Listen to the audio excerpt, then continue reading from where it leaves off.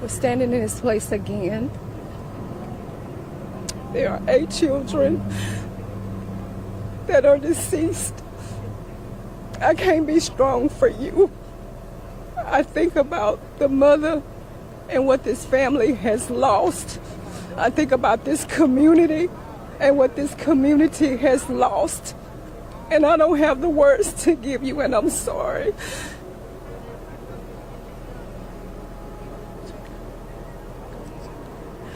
I don't know what people think in the crevices of their mind to want to harm another human being, let alone that of children who have their whole life ahead of them. 8 children, one morning, a neighborhood that would never be the same. This is not a story about a stranger. This is not a story about someone no one knew. This is a story about a man who tucked his children in at night, who posted family photos on Easter Sunday, who called himself a devoted father, and who, in the early morning hours of April 19, 2026, carried out what became the deadliest mass shooting in the United States in over 2 years. This is the full story of what happened in Shreveport, Louisiana, and before it's over, one question will stay with you. Not just how this happened, but how many people saw it coming and still couldn't stop it. Shreveport, Louisiana sits in the northwestern corner of the state. It is a city with deep roots, a tight-knit community, and a history shaped by both struggle and resilience. In a neighborhood called Cedar Grove, life moved at the pace of a working-class Sunday morning. Children slept, families rested, the streets were quiet. On April 19, 2026, a mass shooting occurred at 2 homes in that Cedar Grove neighborhood. By the time the sun had fully risen, 8 children were dead, 7 of them the biological children of the suspected shooter. The man at the center of it all was Shamar Elkins. To understand what happened that Sunday morning, you have to understand the world Shamar Elkins had built around himself and the one he believed was being taken from him. Elkins was a 31-year-old resident of Shreveport and an Army veteran who had served in the Louisiana Army National Guard from 2013 to 2020 as a signal support and fire support specialist. He was never deployed and left the Guard as a private. At the time of the shooting, he was employed as a delivery driver for UPS.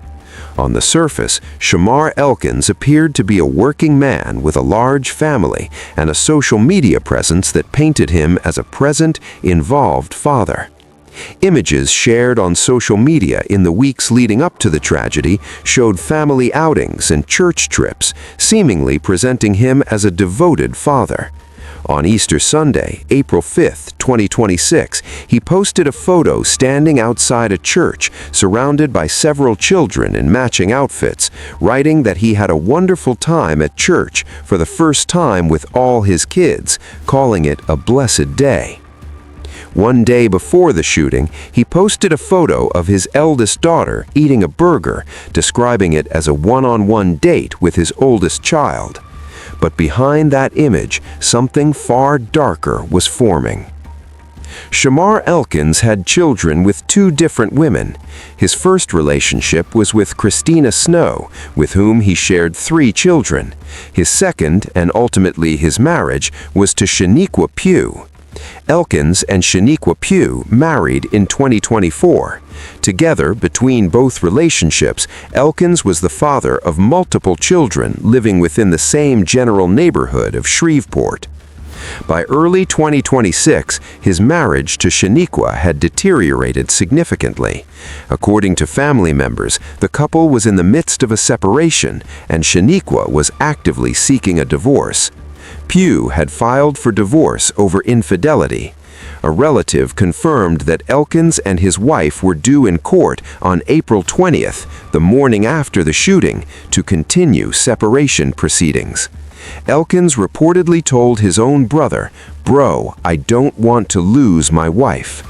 That sentence tells you everything about the state of mind Shamar Elkins was in. He was a man who felt his family slipping away, and the evidence would show that as that feeling grew, it consumed him entirely. The warning signs did not appear overnight. They had been building for weeks, spoken out loud, posted publicly, witnessed by people close to him, and yet nothing stopped what was coming. 2 weeks before the shooting, on Easter Sunday, April 5, 2026, Elkins called his mother, Layla Elkins, and his stepfather, Marcus Jackson. Both later said their son sounded despondent during that call.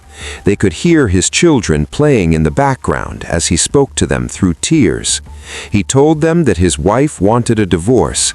He told his stepfather, Marcus Jackson, that he was drowning in what he described as dark thoughts. Jackson recalled that his son said he wanted to take his own life and added ominously that some people don't come back from their demons. Family members also told the Shreveport CBS affiliate that Elkins had been battling PTSD and had expressed suicidal thoughts in the days before the shooting. Then there was the social media trail. 1 month before the shooting, Elkins responded to a viral social media prompt that asked, "Dads, if you could go back in time and have kids with a different woman but still have the same kids, would you do it?" His reply was blunt and public. Many who later saw the post interpreted it as a man who resented the very women his children had been born to, a signal of bitterness that had been there for anyone willing to see it. A colleague at UPS named Willie Vasher later described Elkins as a devoted father, but noted that during stressful periods, Elkins had a habit of pulling out his hair. Those around him could see the fractures forming, but no formal intervention came. Elkins had also previously told Kayla Pugh that if she ever left him, he would kill her, their children, and himself. That sentence, a direct spoken threat against his own family, was something Pugh had heard before they were even married. And still, on the morning of April 19, 2026, no protective order was in place, no intervention had been made, and Shamar Elkins was free. The morning of Sunday, April 19, 2026, began the way most Sunday mornings do in Cedar Grove. The neighborhood was still. The children in the homes on Harrison Street and West 79th Street were, by all accounts, asleep. The attack began at a home on Harrison Street at approximately 5:59 in the morning, where Christina Snow was shot multiple times and critically injured. Snow told authorities that after she shot her, Elkins took her 3 children and fled the scene. He then drove to the second location, the home on the 300 block of West 79th Street, where Kayla Pugh lived, along with her sister Kayla Pugh and Kayla's 12-year-old daughter. It is believed that when Elkins entered the West 79th Street home, all the children inside were asleep. Shreveport police received the first emergency call regarding a shooting at the West 79th Street address just before 6 in the morning. The caller stated that she was on top of the house while the suspect was inside. A follow-up call minutes later reported that the suspect, identified by the caller as Elkins, had already shot all 9 people inside the home. The caller then said that she and her children had escaped from the roof. That caller was Kayla Pugh. Kayla, the sister of Shaniqua, had been living in the house. Both she and her 12-year-old daughter were injured while escaping by jumping from the roof. In a phone call to a family member immediately after, Kayla said, "He done shot the kids. He killed the kids." 4 words, the kind of sentence that stops time. Police arrived on scene just after 6 in the morning. What they found inside that home was beyond anything officers in Shreveport had encountered before. Shreveport police spokesperson Chris Bordelone confirmed that many of the children appeared to have been shot while they were asleep, with most struck in the head. He described it as a disgusting and evil scene. At the West 79th Street house, Kayla Pugh was shot but survived.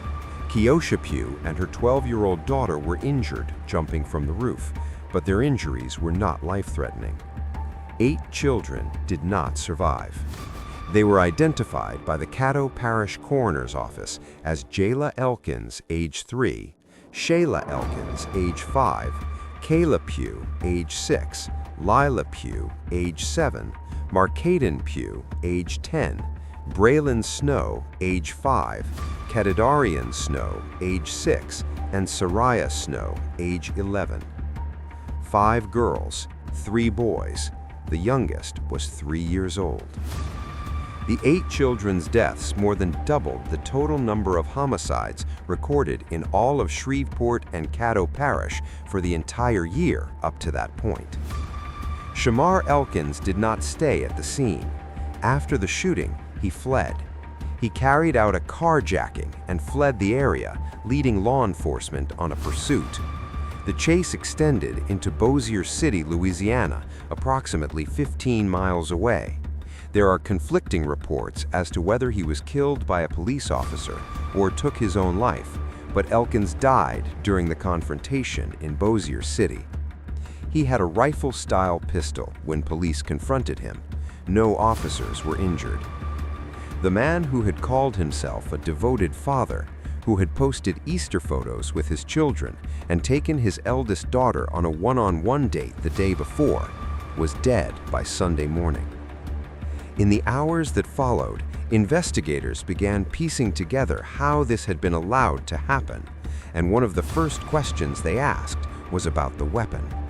Shreveport Police Chief Wayne Smith confirmed that the Federal Bureau of Alcohol, Tobacco, Firearms, and Explosives had been brought in to investigate how Shamar Elkins obtained the assault-style pistol used in the shooting.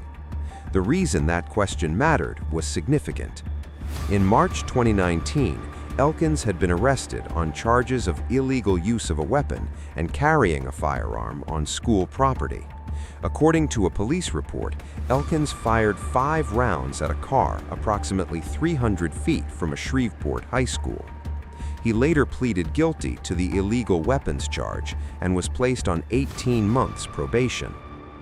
Shreveport police spokesman Christopher Bordelon confirmed that because of that conviction, Elkins was likely prohibited from legally owning firearms, and yet, on the morning of April 19, 2026, he had one. Police Chief Wayne Smith confirmed that Elkins' name had been in the department's system before the massacre. The system knew who he was, the conviction was on record, the prohibition was in place, and still, a weapon was in his hands when it should not have been. That investigation remained open.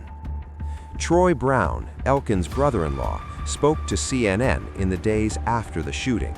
Brown himself lost his 10-year-old son, Markaydon Bush, in the massacre. His 12-year-old daughter survived after jumping from the roof. His wife, Shaniqua's sister, Keosha, suffered fractures from the fall. One family, multiple generations of loss, all in a single morning. Brown said the separation from Shaniqua had visibly taken a heavy toll on Elkins. It seemed like he was having a hard time, Brown told CNN. The neighbor across the street, Freddie Montgomery, had waved at Elkins the afternoon before, Saturday afternoon, when children played in the front yard. When Montgomery woke up the next morning and opened his curtains, he saw law enforcement entering the house across the street. He walked over and asked an officer if the scene was bad. The officer said yes. Montgomery asked if there were fatalities. Multiple, the officer said. He asked if there were children. Multiple, the officer said. That exchange captures the weight of what Shreveport woke up to that morning.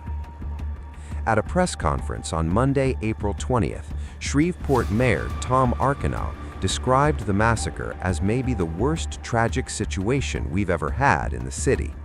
City and state officials called on community members to advocate for victims of domestic violence. City Council member Tabitha Taylor, fighting back tears, urged the community to take domestic violence seriously. Domestic violence is nobody's joke. It is real, and these are the residual effects of what happens if we're not paying attention.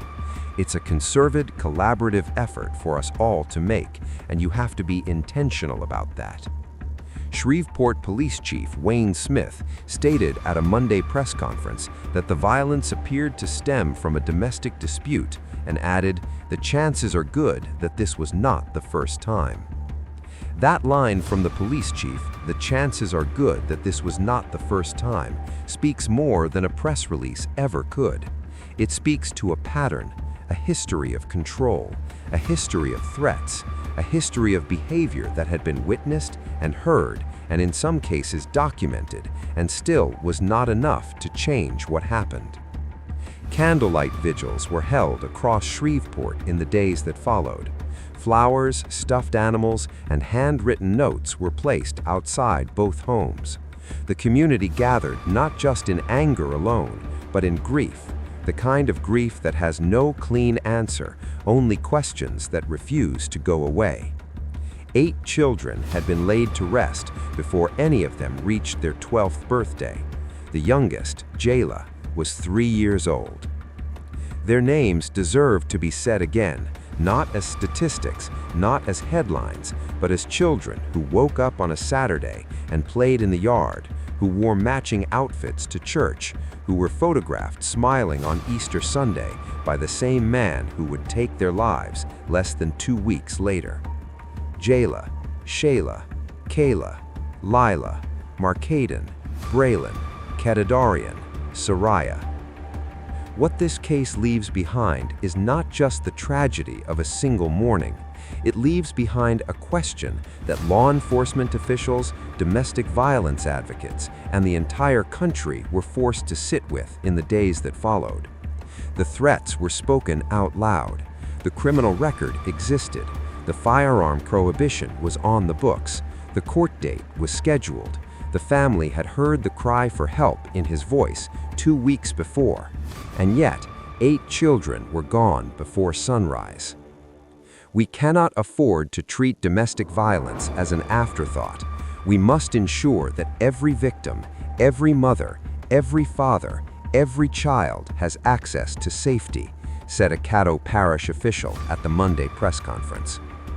The systems designed to protect people had every piece of information they needed. The real question, the one that will follow this case long after the cameras leave Shreveport, is what happens when the systems have the information and the outcome still doesn't change.